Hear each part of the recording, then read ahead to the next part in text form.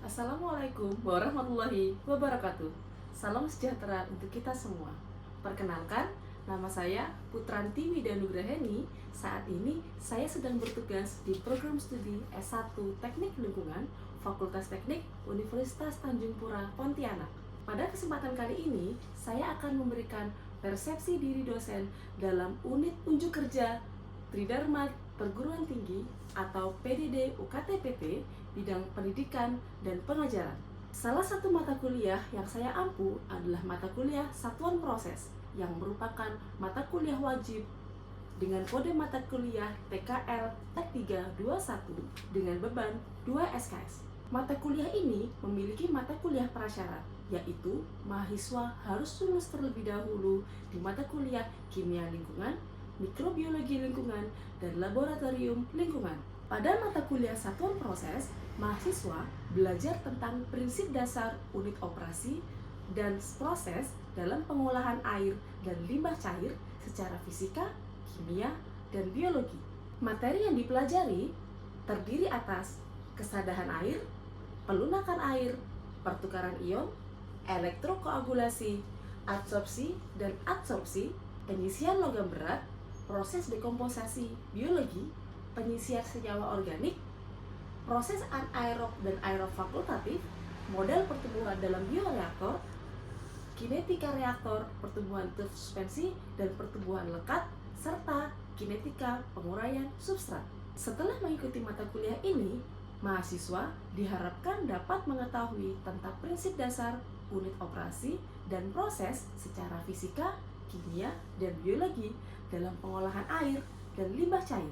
Mata kuliah Satuan Proses memiliki total 16 kali pertemuan dengan pembagian 14 kali pertemuan tatap muka, 1 kali pertemuan untuk ujian tengah semester, dan 1 kali pertemuan untuk ujian akhir semester.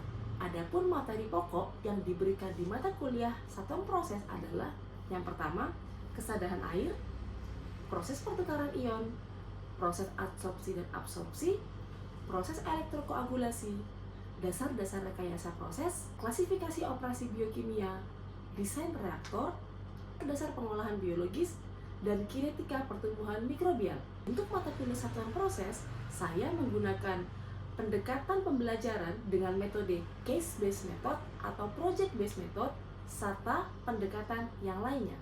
Adapun capaian pembelajaran mata kuliah Satuan Proses antara lain adalah yang pertama, melakukan identifikasi, formulasi, dan perancangan atau desain sistem pengendalian dan pengolahan limbah cair, padat, dan gas secara teknis, aplikatif, bermutu, dan terukur. Yang kedua, mampu menerapkan pemikiran logis, kritis, sistematis, dan inovatif dalam konteks pengembangan atau implementasi ilmu pengetahuan dan teknologi sesuai dengan bidang teknik lingkungan.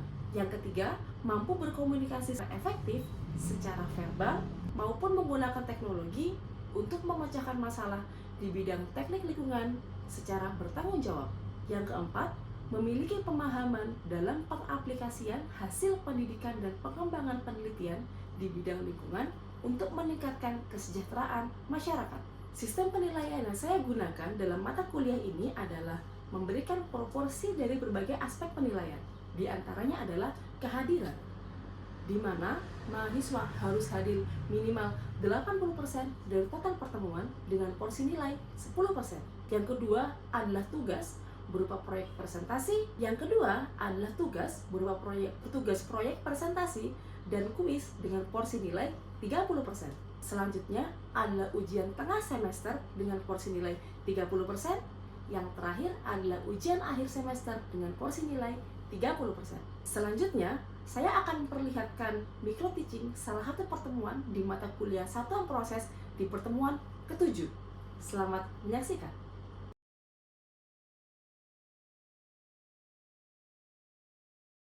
Saya mulai ya? Oke, Bismillahirrahmanirrahim. Assalamualaikum warahmatullahi wabarakatuh. Waalaikumsalam warahmatullahi wabarakatuh. Selamat siang semuanya. Siang, Bu. Selamat hari ini. Alhamdulillah. Oke, kita sekarang masuk ke mata kuliah Satuan Proses pertemuan ke-7. Oke, sebelum kita mulai, dan bagian kalian silahkan bisa scan akan atau nanti akan saya panggil di dalam. Silakan bisa dimulai. Oke,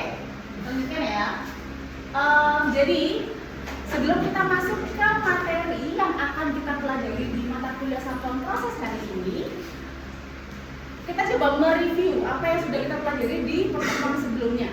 Oke, pertemuan sebelumnya. Kira-kira seingat kalian, apa saja metode yang digunakan untuk mengolah limbah cair? Ingat nggak? Mengolah limbah cair secara apa? Fisika, betul. Ada lagi? Secara kimia, lalu secara biologis. Oke, masih ada yang ingat secara fisika itu apa aja? Oke. Jadi ada beberapa metode pengolahan limbah yang sudah pernah kita pelajari. Yang pertama adalah metode pengolahan secara fisika, yaitu metode absorpsi dan filtrasi. Oke. Yang kedua adalah metode pengolahan secara kimia, yaitu netralisasi dan koagulasi, dan pengolahan secara biologis yang akan kita pelajari nanti setelah ITS. Oke, bisa dipahami ya? Nah, hari ini kita akan mempelajari. Nah, ini seperti yang kita pernah pelajari kemarin ya. Jadi ini pengolahan secara fisika berupa filtrasi. Jadi kita biasanya sih menggunakan beberapa bahan ya, seperti misalnya pasir, kerang, pasir silika, biopo dan lain sebagainya yang digunakan untuk memisahkan partikel yang besar dan bisa tersaring sehingga bisa mendapatkan effluent yang bagus kondisinya. Oke? Yang kedua adalah proses absorpsi, biasanya pakai apa? Ada yang masih ingat? Karbon aktif, zeolit dan lain sebagainya. Oke? Lalu pengolahan secara kimia, biasanya ini sudah berupa unit pengolahan ya, berupa unit pengolahan. Biasanya kita menggunakan koagulasi. Berupa ada ingat koagulan? Berupa apa? Koagulan apa di sini?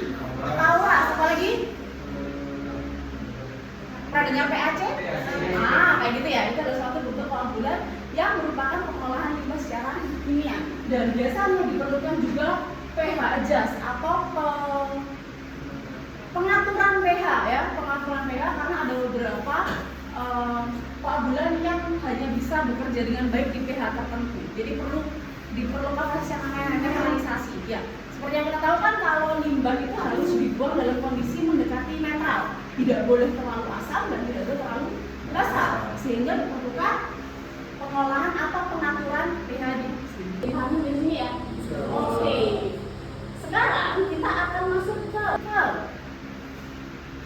metode kimia yang disebut sebagai elektrokoagulasi. Oke, upaya pengolahan limbah cair. Nah, tujuan dari pembelajaran kita hari ini adalah mengkategorikan proses penggunaan mekanisme dan faktor yang mempengaruhi elektrokoagulasi secara menyeluruh. Dan target pembelajaran atau outline di pertemuan kita di hari ini adalah pengertiannya apa, istilah dalam elektrokoagulasi itu apa, mekanismenya bagaimana cara memilih elektroda yang tepat, dan bagaimana elektrokoagulasi itu dapat digunakan untuk mengolah air. Nggak harus air limbah sebenarnya sih, air bersih juga bisa. Oke? Nah, seperti yang kita tahu, ini adalah reaksi koagulasi. Masih ingat? Ini apa? Ada yang masih ingat dari satuan ini rumus kimianya apa? Ada yang masih ingat? Aku? Aluminium sulfat. Tawas, ini tawas. Ini tawas yang sering kalian pakai kalian nggak asing kan dengan tawas ya? Nah, tawas ini ketika dicampurkan ke reaksi akan mengion menjadi Al3+ dan 3 sulfat. Ya, dengan menjadi ion 3+, aluminium 3+ dan ion sulfat. Oke? Dan ion aluminium sulfat itu nanti akan membentuk suatu koagulan yang disebut sebagai aluminium hidroksida. Oke, aluminium hidroksida. Jadi mekanismenya ya tinggal dimasukkan ke dalam air yang mau diolah, lalu nanti tawas ini akan berinteraksi, istilahnya menjerat atau apa ya, mentrap gitu, menjebak si pengantar yang ada dalam air, sehingga nanti akan bentuk vlog yang akan memberat, lalu dia akan mengendap di bawah. Oke, ini adalah proses koagulasi yang harusnya sih kalian sering pakai ya, sering pakai ya. Jadi bukan hal yang asing, ini untuk yang koagulasi. Nah, bagaimana kalau koagulasi ini di generate atau dibuat menggunakan listrik? Ada bayangan?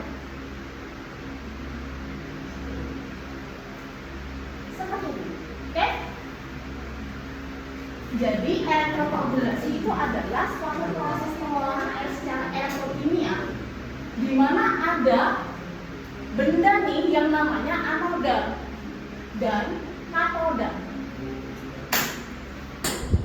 Apa sih itu anoda? Benda apa sih itu anoda dan katoda? Jadi dalam proses elektrolisis,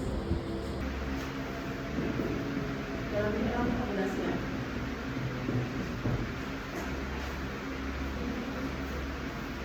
kita menggunakan prinsipnya adalah kita menggunakan dua buah logam. Umumnya sih logam, tapi karbon juga bisa.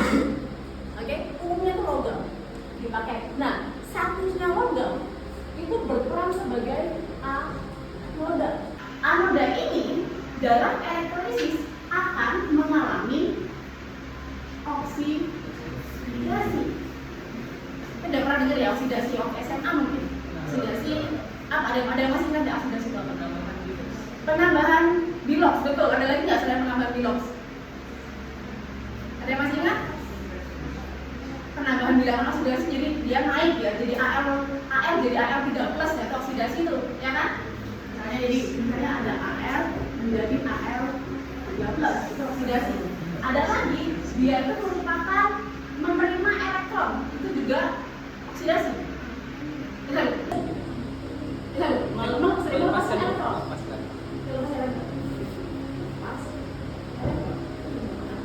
Biasanya dikasih trigger atau dikasih pemicu berupa larutan elektrolit NaCl misalnya. Tujuannya apa? Supaya prosesnya jadi lebih cepat nanti. Oke? Nah, ketika dia di running ya dia, dia akan mulai bentuk koagulan, ya kan? Bentuk koagulan, dan lama-lama koagulan itu akan bentuk vlog yang akan tenggelam di bawah dan menghasilkan air dengan kualitas yang lebih baik. Persis sekali caranya dengan penambahan koagulan yang tadi. Maka dari itu, dia tuh punya beberapa kelebihan memang elektrokoagulasi ini. Selain secara penambahan bahan kimia, jadi kan kita nggak perlu lagi nambah tawas lagi nih. Kita nggak perlu lagi nambah tawas. Terus biasanya pH-nya juga nggak begitu turun. Kalau menggunakan tawas yang sifatnya asam, dia kan cenderung ngedrop sekali tuh pH-nya. Kalau elektrokoagulasi enggak, biasanya dia tetap meskipun turun tapi nggak seturun itu, stabil. Oke, sekarang pertanyaan adalah bagaimana cara kita menentukan apa elektroda yang tepat untuk air limbah yang mau kita olah. Kira-kira apa sih yang bisa dipakai? Kalau misalnya dari ini namanya deret volta ya, deret volta, masih ingat? Ayo coba diri lagi ya. Ada yang masih ingat ya namanya deret volta? Deret volta adalah biasanya logam-logam yang dihitung E0-nya. E0 itu merupakan potensial reduksi istilahnya. Potensial reduksi itu artinya apa? Kemampuan reduksi adalah kemampuan untuk reduksi, ya. Jadi makin ke kanan dia makin mudah untuk mengalami reduksi. Bisa dipahami ya? Potensial reduksi. Jadi prinsipnya adalah makin ke kanan makin reduksi. Biarnya reduksi. Bilangnya kan ini merupakan oksidator kuat. Jadi kalau dia reduksi artinya dia sebagai oksidator. Tapi kalau dia oksidasi dia sebagai reduktor. Bisa dipahami ya? Jadi oksidasi ini adalah oksidator. Makanya kalau oksidasi merupakan oke? Makin ingat, makin ke kanan makin reduksi. Oke. Di sini ada beberapa logam yang bisa kita pilih. Yang pertama adalah ada litium, kalium, barium, kalsium, natrium, magnesium, aluminium, mangan, di sini air dan sebagainya. Di sini ada notes bahwa logam-logam ini bisa bereaksi dengan air. Bahkan kalau litium, kalium itu kalau kena air itu bisa meledak. Coba kalian masukkan handphone kalian ke air. Pernah coba nggak? Kalau nggak bisa coba aja. Nah itu akan dia bisa meledak. Litium kan baterai kalian kan? Nah ini bisa meledak.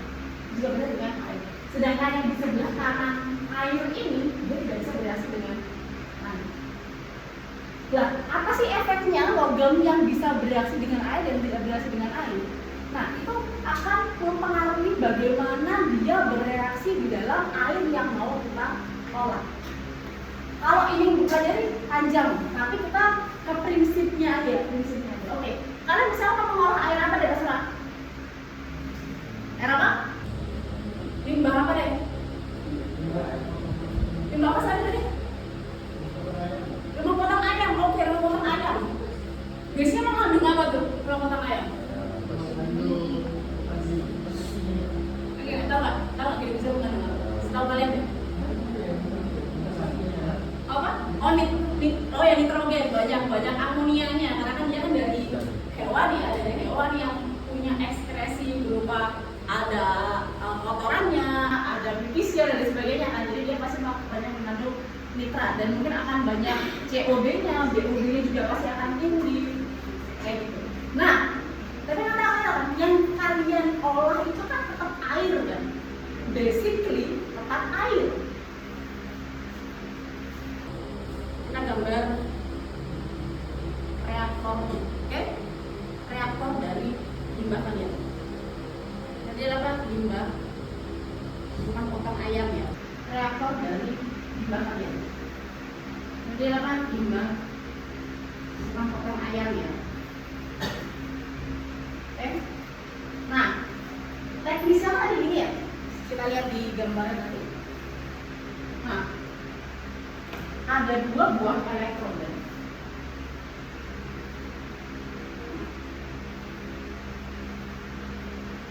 Yang satu berperan sebagai anoda, itu yang mengalami oksidasi, dan katoda yang mengalami reduksi. Dari sini kita sambungkan kepada power supply, ya kan? Oke. Ingat. Nah, saya pilih logam apa ya yang tepat untuk bisa mengolah ini? Kan tadi mengolah air. Jadi pilihlah elektroda yang bisa bereaksi dengan air. Oke, pilih adalah bisa bereaksi dengan air. Jadi opsi kita adalah di sebelah sini. Oke. Nah, sekarang udah dipilih. Kita kan kalau milih kan nggak usah milih logam ya, bisa milih logam yang itulah, logam yang murah yang bisa yang nggak gampang bereaksi, yang nggak gampang berinteraksi di sana. Kalau kita boleh juga kan pakai natrium, tapi kan natrium kalau kena air meledak. Karena kan butuh keselamatan kalian juga kan. Jadi biasanya logam-logam itu kita keluarkan dari list. Biasanya dipakai itu nih, Mg, Al, dan Mn. Tapi Mn ini mahal. Itu mahal. Jadi opsi kita biasanya tinggal 2 ini, Mg sama Al. Boleh nggak pakai yang ini? Boleh, nggak masalah. Tapi jangan ditaruh di anoda. Kenapa jadi gini? Anoda dan katoda ya. Jadi di katoda, jadi reaksi reduksi, di anoda atau jadi reaksi oksidasi. Oke, ingat prinsip yang tadi. Semakin ke kanan semakin mudah reduksi. Oke, misal saya menggunakan katodanya ini adalah Al, oke, dan anodanya berupa besi. Oke, jadi paham ya? Ini misalnya ini Al dan besi. Ingat tadi katoda mengalami reduksi, artinya bereaksi apa? Ini kan. Nah, tapi kita bandingkan nih, Al dan air lebih mudah reduksi mana? Air. Kenapa? Yes, karena dia ada di sebelah kanan dari Al. Sehingga yang mengalami reduksi bukan Al-nya, tapi airnya. Air, kalau dia mengalami reduksi, dia akan menjadi basa, organik, dan hidrogen. Kita tinggal samakan ya, kanan kiri ya. Ini tinggal 2 tambah 2. Oke, paham ya? Dia anoda mengalami oksidasi. Fe di sini ya. H2O sama Fe lebih mudah reduksi mana? Fe, yang lebih mudah reduksi Fe, sehingga Fe ini akan mengalami oksidasi, nggak reduksi.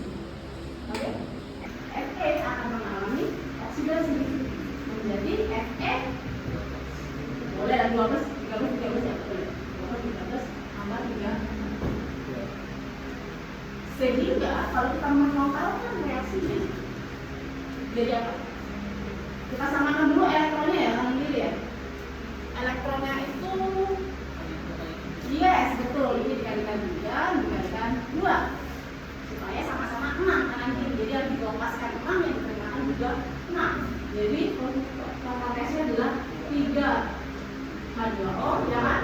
Ditambah, ini kan habis ya, tambah 2 Fe menjadi 6 O-amin ditambah 3 H2O ditambah 2 Fe juga.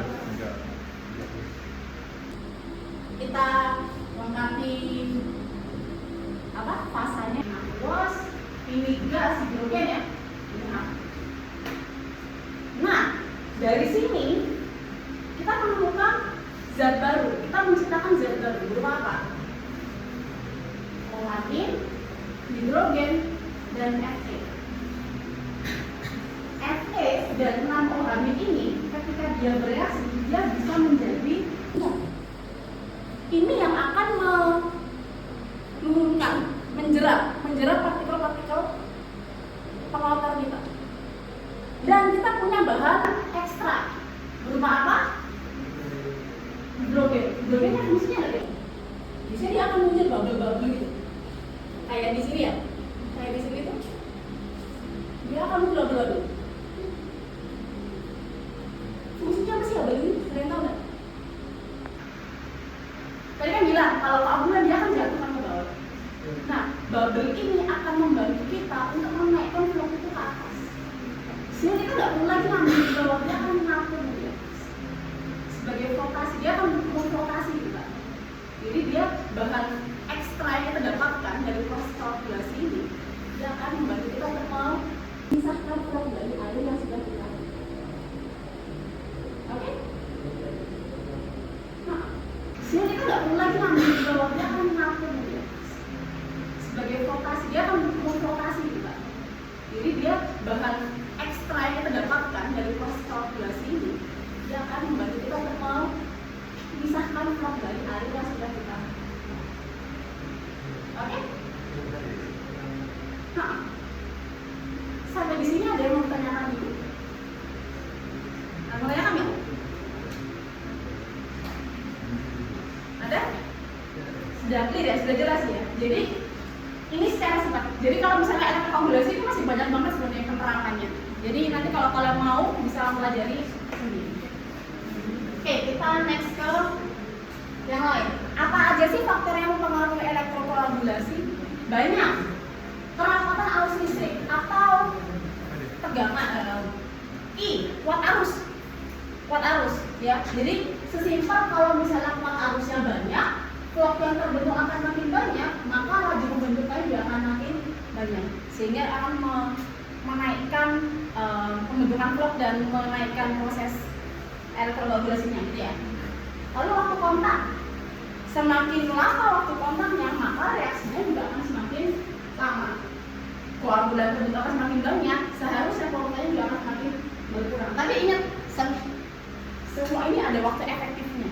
Jadi nggak boleh terlalu lama, juga tidak boleh terlalu sebentar. Lalu tegangan, sama, tegangan itu berbanding lurus dengan kuat arus. Ingat ya, PIN masih ingat ini? Ingat? Nah, menentukan tegangan itu berbanding lurus dengan arus. Jadi makin besar tegangannya, biasanya arus juga akan makin besar. pH, ada beberapa tuh yang mempengaruhi jenis flow yang terbentuk. Biasanya kita butuh pH yang agak tinggi malah, supaya bisa flow biar bisa terbentuk flow insert. Jenis elektroda, nah tergantung kalau misalnya ini dibalik nanti akan menghasilkan hasil yang berbeda, ya kan? Nanti akan kita pelajari di pertemuan selanjutnya ya. Jarak antar elektroda akan mengaruhi besar kecilnya hambatan. Semakin jauh, hambatannya akan semakin besar ya kan? Kalau makin dekat kan dia akan makin cepat tuh putaran elektrolitnya akan lebih cepat. Reaksinya kan kalau makin jauh dia akan makin banyak hambatannya dan dia akan makin lama. Jadi diperlukan jarak yang jenis elektroda. Nah, tergantung kan, kalau misalnya ini dibalik nanti akan menghasilkan hasil yang berbeda, ya kan? Nanti akan kita belajar di pengawas selanjutnya ya. Jarak antar elektroda akan mengalami besar kecilnya hambatan. Semakin jauh, hambatannya akan semakin besar, ya kan? Kalau makin dekat kan dia akan makin cepat tuh putaran elektronitnya akan lebih cepat reaksi, tapi kalau makin jauh dia akan makin banyak hambatannya dan dia akan makin lama prosesnya. Jadi diperlukan jarak yang sangat ideal. Ketebalan plat akan mempengaruhi luas permukaan. Ingat, luas permukaannya makin besar luas permukaannya, maka reaksinya juga akan semakin panjang, makin banyak. Kecepatan pengandukan biasanya itu ada elektrolisis yang nanti saya tunjukkan ya, yang dia pakai RPM, diputar dulu untuk memaksimalkan proses elektrokoagulasi. Oke. Nah, buat apa sih elektrokoagulasi itu? Banyak sekali. Bisa buat air sumur yang air sumurnya seperti ini ya, limbah tekstil, air limbah TPA, air gambut, limbah sawit dan lain sebagainya. Hampir semuanya logam, semuanya air limbah yang mengandung bahan organik logam berat itu bisa diselesaikan dengan elektrokoagulasi. Tentu perlu pengembangan yang lebih lanjut. Ini ada studinya saya yang mengolah limbah air limbah, air limbah dan dikombinasikan dengan absorber, dengan zeolit, dengan variasi elektroda jarak antara elektroda 1,5 dan 2 cm dan waktu elektrodanya sekian 15, 30 dan 60 menit. Ternyata ditemukan hasilnya seperti ini.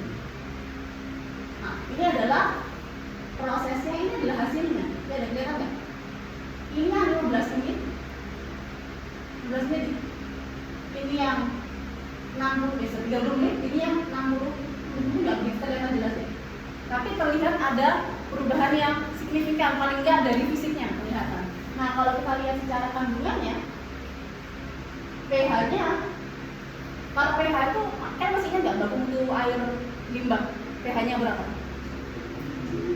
6, paling nggak 6 sampai 8 lah. Nggak boleh terlalu jauh dari 7 ya kan? 6 sampai 9 kalau seingat saya. Nah, di sini ada berapa yang sudah mencapai itu, ada yang belum. Ini rata-rata masih di atas 8, 8,6 lah. Jadi yang kita pakai adalah yang ini, yang hijau, yang paling bawah ya. Dengan variasi waktu 60, hijau itu kan 2 cm, gerak angka 20 cm dengan waktu 30 menit, yang paling bagus. Lalu di sini ada COD. COD ternyata yang paling bagus malah jaraknya 1 cm. 1 cm dengan waktu 30. Saya semua materi yang sudah pernah disampaikan di admin kalian, semua dibaca, dirangkum, dibuat hemat biaya, hemat bahan, dan lain sebagainya. Oke? Di sini ada kuis, kalau mau nyoba silakan. Minggu depan kita agendanya adalah UTS, middle test sudah pertemuan ke-8, sudah di tengah-tengah. Oke? Jadi tampilnya di sini ada 2 nih, pengolahan secara fisika dan pengolahan limbah cair secara kimia. Untuk mempersiapkan hal ini, silakan kalian baca semua materi yang sudah pernah disampaikan di admin kalian. Semua dibaca, dirangkum, dibuat, bisa dirujuk beberapa jurnal terkait. Lalu juga silakan kalian bikin mind map. Silakan kalian bikin mind map dan dikumpulkan di admin. Oke? Terima kasih untuk siang hari ini. Semoga materi yang kita sampaikan hari ini ada manfaatnya untuk kita semuanya. Jangan lupa belajar, sebelum kita